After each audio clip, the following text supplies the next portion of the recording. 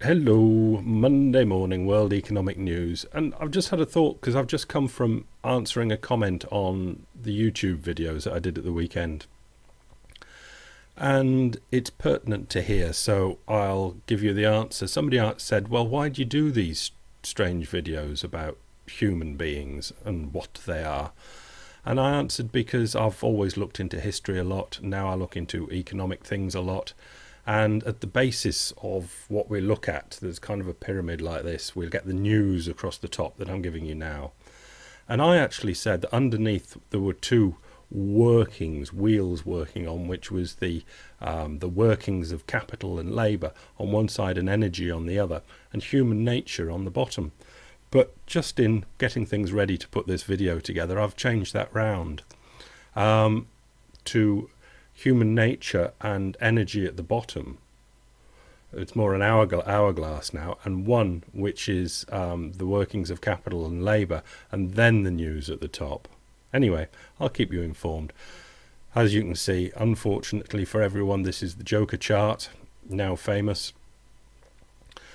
All I've got to say this time that's different is there's 7 months left of the chart. It's edging its way over towards the left. It's not smiling much at all. It's making, if it really, there's real improvement in the next 7 months in the United States labour market, it could make a decent enough mouth, but I don't think so. It's just going to be smeared across. It'll go up slightly, but it'll be smeared across. And we'll look at it every month, but it'll be interesting to project what it'll be like in 7 months' time. Right, Doug Short chart giving us the unemployment insurance, the weekly claims. I've pinged that red line across just to show that anything over 400 is generally in recession territory or just after recession, and anything below is more what people would want. And right at the end, if you look really carefully, down where it says 431.250, that's 431,000. It's bounced off that red line nastily in the last report there, when everyone would have really wanted it to go, down towards 370, and we're getting safe territory, but it didn't, unfortunately. This is going back to 1800. This is an Atlantic article, The Atlantic, the online magazine type thing. And this is employment and types of employment. You've got to read the article to see what he's talking about, which is an interesting enough article, but I didn't think it was terrifically practical. But you can see green there is farm, working on the farm. Back in 1800, 40% of people did. And as you can see, I've put the two vertical lines in. Down to 1870, you can see farm employment plummeted. And the blue line is manufacturing. And basically people went from farming to manufacturing. You can see the general movement there. Across the top in the middle section that I've cut off, you can see manufacturing holds up, let's say, over 50%. And farming continues to plummet down, and the two other sectors start coming in. They were always there, but I'll just mention them now. Now, the purpley one he calls it something different, so I'm going to call it clever clogs, which is people using their brain to be employed more and more. And you can see it's flat in that section there in the middle up to 1950, and there was an increase in the amount of, he calls it something different, but I'm call them low wage slaves, workers. Because there are so many people in that position, you can afford to pay them little, like a checkout at a supermarket, that sort of thing.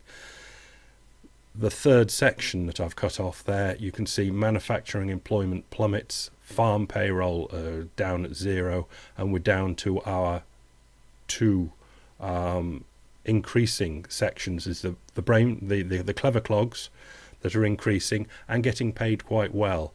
And there's a good chance that on the backs of them, or on the pockets of them, inflation could tick up, because they are still valuable enough to increase their wages, but the poor lower wage slaves are struggling, and will struggle. It's a bifurcation with manual labour in the middle. Some are well paid and some are not, but generally their wages are coming under pressure. Lower wage slaves aren't getting wage rises, but the clever clogs are. And there's quite a lot and increasingly more of the clever clogs. And that's the dynamic anyway. Moving on. Average duration of unemployment by age in the United States now. It's quite interesting enough chart. I'm running short of time, so I'll have to go through it quickly, but you can see generally you're unemployed for a less long amount of time the younger you are, 16 to 19, 20, 24, and it stretches up in age bands all the way to the top, 50, 64, and then 65 and over right at the top. Interesting that it should be so stratified. Next is what quite a lot of the American economy, psychology at least, is based on. The housing market, these are home prices along the top. They've taken their double dip, and it's because REO saturation, that is real estate owned or bank owned properties being put on the market now, especially at this time of year. It's quite seasonal, and as the banks put them on the market and saturate the market with bank owned properties, the prices are drawn down, and there's a hope that that'll go away at the end of the season and prices might have a chance of going up again, but I wouldn't bet on it. FT Alphaville, skeletons in Deutsche Bank's closet. I'm putting this in because again the economy won't get going unless the housing economy gets going, and the economy won't have confidence in itself until they've got the people that were nefarious in the running up to the crisis, basically fraudulent things, and have put them in jail or something. This is a suit against Deutsche Bank. It centres on alleged abuses of the US government's mortgage insurance program. Should I leave you to read this because I'm going to run a bit over time. Basically, there was a deal where the FHA and HUD employed people like Deutsche Bank, in this case it was mortgage IT, to do mortgage things for them, and then but there was a contract where they could do that, but Deutsche Bank or IT had to do things pro rata, but they didn't do these things like checking and whatever. Meanwhile, next thing, mortgage IT hired a quality control manager to do the stuff that they weren't doing. And then the next part that I'm not going to read I'll read this bit, it's short. Underwriting violations. No one at Mortgage IT, they did what they had to do ultimately in the end, but the people they brought in to do the stuff that they had to do, they didn't even read the stuff. They stuffed the letters unopened and unread into a closet. There was a lot of naughty things that went on. And finish with the FHA mortgage insurance program is wholly based on believing what the lending banks say, that they'll uphold their fiduciary duty to the HUD. It certainly doesn't seem to have anticipated things like closet stuffing. As a previous court case put it, that's a different thing, the program presupposes an honest mortgagee, and there just wasn't. And going forward, to have a solid base for things going forward, the people that did things wrong in the past need to be slapped an awful lot. Europe is running a giant Ponzi scheme. Again, I won't read it to you. I'll just put the things up that I would have put up for you. This is Mario Blasia, who is an Argentinian central banker, now works for the Bank of England, saying the way Europe is trying to get out of its problem is becoming a Ponzi scheme, or is basically a Ponzi scheme.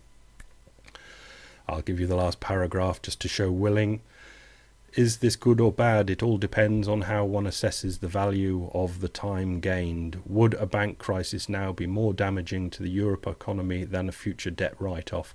You get the idea that the politicians and bankers are doing a classic thing, which is kicking the can down the road. And the question is, will it just explode bigger on people down the road? And is this a fair and decent thing for politicians and bankers to do? Central bankers, that is. And on that subject, we'll finish with the Irish Times and a Morgan Kelly article, which I think could be inflammatory enough because it's based on enough fact to actually get the Irish people going. Of all these articles, this is the one is worth reading, but don't rely on it all being fact, but just rely on the fact that note the psychology of it for the people of Ireland, and will it get them off their arses, because they have been very supine in their reactions to everything that's gone on. And obviously this relates to what's going on in Greece and Portugal. Portugal gets its better loan terms. Ireland could kick up when they read this article, and Greece is kicking up now and trying to get better terms by threatening to pull out and basically stick their heels in. What can come out? It's so impossible that I never thought two things. Two ultimately things that I didn't think had happened, that anybody would pull out of the euro. I didn't area, Greece or Portugal wouldn't go back to escudos or drachma. And I didn't think the ECB would print money to help out, to make it all better. But I've got to the point where I'm thinking that I see absolutely no out for anything except the ECB printing up money. And Jean-Claude Trichet doing it at his last hurrah to say, I have saved the Eurozone, before he goes into fighting for the French presidency. More electioneering. But he might get assassinated by German hit squads if he tries it. But I can't see any other way out. Rescheduling debt is just so obviously opening a can of worms. Welcome to a new week. See you later. Bye.